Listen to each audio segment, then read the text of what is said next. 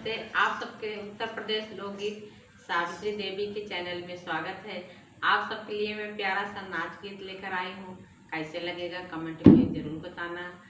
हमारे चैनल को लाइक करें, शेयर करें, सब्सक्राइब करें। अपना प्यार दुलार बनाए रखिए, ज़्यादा से ज़्यादा सपोर्ट कीजिए। धन्यवाद। काला काला रसगुल्ला